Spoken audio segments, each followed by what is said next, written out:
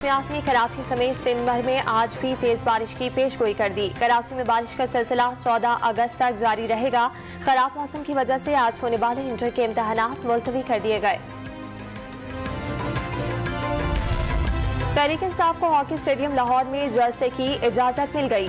जिले इंतजामिया ने ऑर्गेनाइजर्स को सिक्योरिटी रिस्क से आगाह कर दिया। मुंतजमीन ने अपनी जिम्मेदारी पर जलसा कराने का बयान हल्फी जमा करा दिया।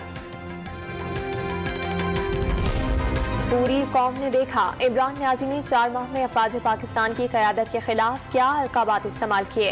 इमरान खान खुद को बेवकूफ़ बना सकते हैं, कौम को नहीं। इमरान खान के सोशल मीडिया ट्रोल्स ने अफवाज के खिलाफ नफरत से भरपूर ट्रेंड्स चलाए। क्या शोहदा के खानदान ये सब भूल जाएंगे? वज़ीर आज़म शहबाज शरीफ का ट्वीट।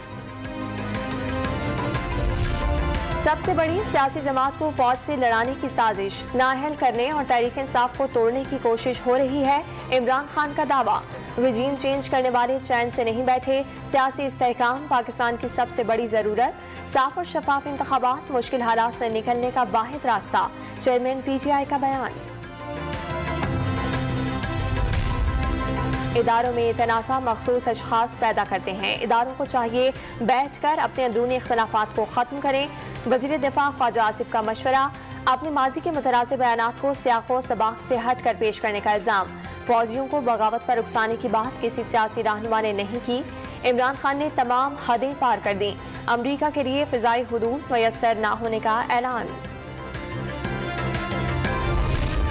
इक़्तिदार के लालच में इमरान खान ने इदारों में बगावत की मुहिम चलाई। बनी गाला के अहकामात पर फौरन एडिट पार्टी के जरिए इदारों और शोहदा के खिलाफ ट्रोलिंग कराई गई।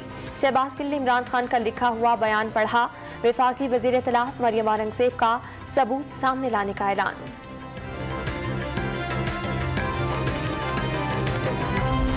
पेशावर हाई कोर्ट का 2 रुकनी बेंच कुछ देर बाद असद कैसर की दरखास्त की समाअत करेगा। साबिक स्पीकर कौमी असम्बली ने FIA में तलबी के खिलाफ अदालत से रुजू किया है।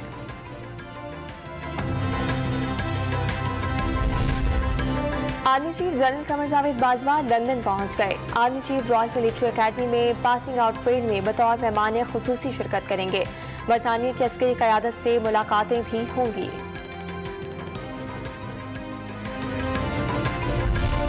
मुल्क में कोरोना की शरह एक बार फिर 3% से तजावुज कर गई। 353 नए केसेस रिकॉर्ड। 24 घंटों में कोरोना से एक मरीज जाँ बहक हुआ।